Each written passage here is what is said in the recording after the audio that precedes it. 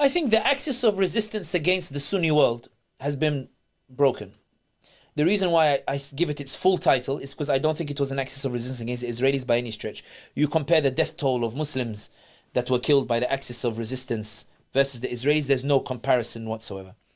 I think that Ahmad al-Shara was able to take Syria because there is an Arabic phrase or dua that's often made, Allahumma dharb al-zalim bil-zalim wa khruj min baynihima salmin. Allahumma hit the tyrant with the tyrant and let us come out from between them safe and sound. Ahmad al-Shara is the one who came out from between them. Iran and the Israelis, two tyrants, went at each other. The Israelis decimated Hezbollah's capabilities, who were the spine of the Assad regime. The Assad regime could not survive on Syrian power. It survived on the Iranian proxies. When Israel smashed those Iranian proxies, an indirect effect was that Assad suddenly became so weakened militarily that Ahmad al-Shara could take place. This distinction is important. It doesn't mean the Israelis delivered Ahmad al-Shara. It means the Israelis unintentionally created a scenario that Ahmad al-Shara was able to come out from between them and take over Damascus. They don't even deny that. If you speak to Ahmad al-Shara, his administration goes, the timing was everything. Because you met them and I know you spent some time. Hezbollah weakened, Iran weakened. This was the perfect which opportunity. allowed it to go through. Yeah. I think it's also rattled the Houthis. So now that Trump has escalated against the Houthis, at the request of Saudis, at the request of the UAE, at the request of some ordinary Yemenis as well, as opposed to the request of the Israelis, there is a movement now on the part of the internationally recognized government in Yemen to begin a new offensive against the Houthis, to take Hodeidah and maybe finally take the capital back from the Houthis. In 2018, when the Yemeni forces tried to take Hodeidah, it was the Democrats that came in. Sorry, it was the American regime that came in to protect Hodeidah. And previously, when they tried to take Hodeidah, the Democrats also came and protected the Houthis. They believe now that the Americans will no longer support the Houthis, because the reason they support the Houthis before was that we want to deal with Iran. Part of that is recognizing Houthis. We don't want the Houthis to jeopardize with Iran, so don't attack them.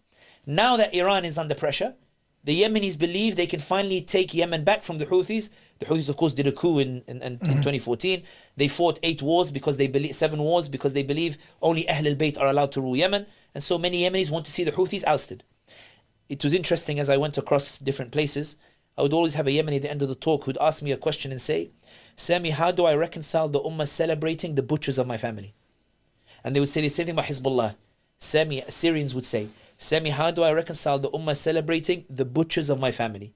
How do I reconcile the Ummah celebrating the rockets that they're firing on Israel when these are the people who surrounded my family in Yarmouk and surrounded and shot and shouted, Ya Hussein and Ya Fatima and stuff, and we're taking revenge for what happened to Al-Hussein?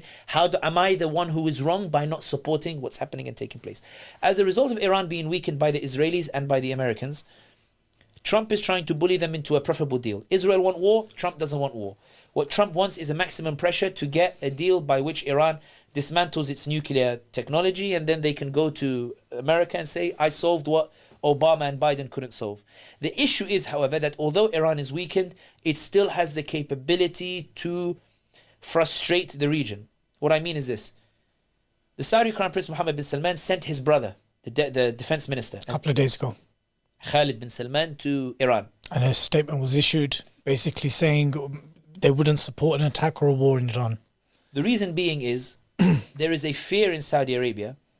Saudi Arabia's policy with Iran is always based on the appetite in America for war. If there is an appetite for war in America, then the Saudis tend to try to make peace with the Iranians. If there's an appetite for peace with the Iranians, then the Saudis always amplify to try to push for more harder stance. Mm-hmm.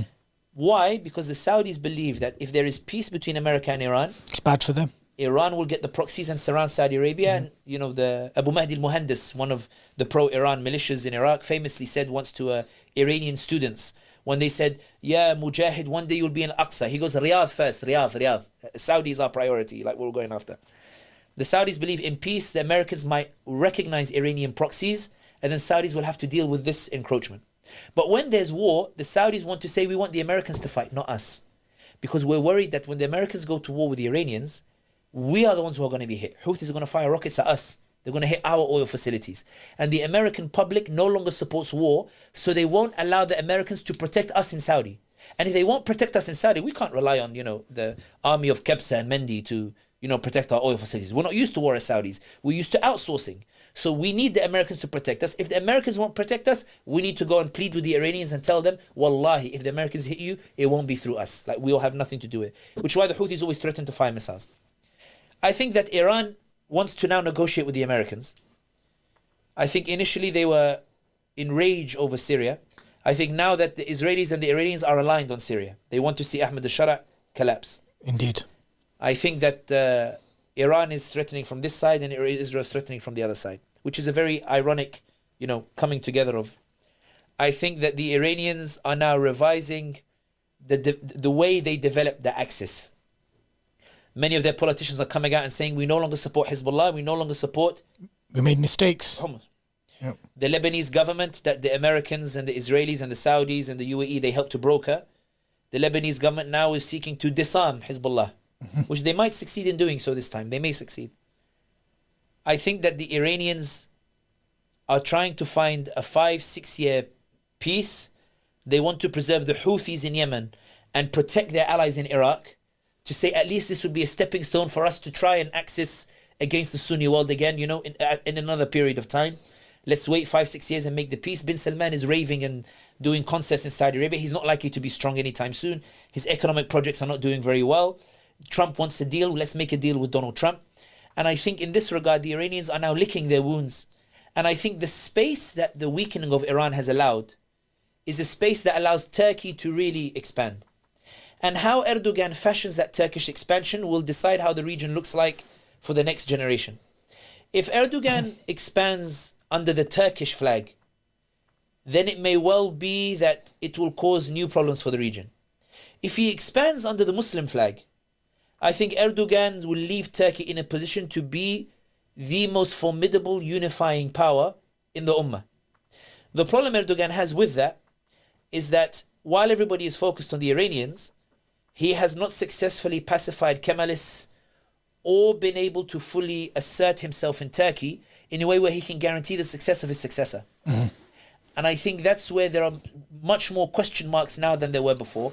But I will say at the end of this analysis is, before Iran had a chokehold on Syria, on Lebanon, on Iraq and Yemen. With the weakening of Iran, there are possibilities that have now opened. It may not necessarily get better. It could get worse. But people will always tell you that the status quo was unsustainable as it was before, and therefore it is better to see what other status quo can emerge. And this is why I link this back to Gaza, in the sense that Biden lost because of Gaza. Trump came, ceasefire initially, then the Zionists did a campaign against Witkoff. They called him a Qatari agent, and they went after Trump, and they went after those around Trump. Trump eventually just went, whatever, etc. But the one thing that is worth noting, Dilly, is this. Things are moving and things are changing.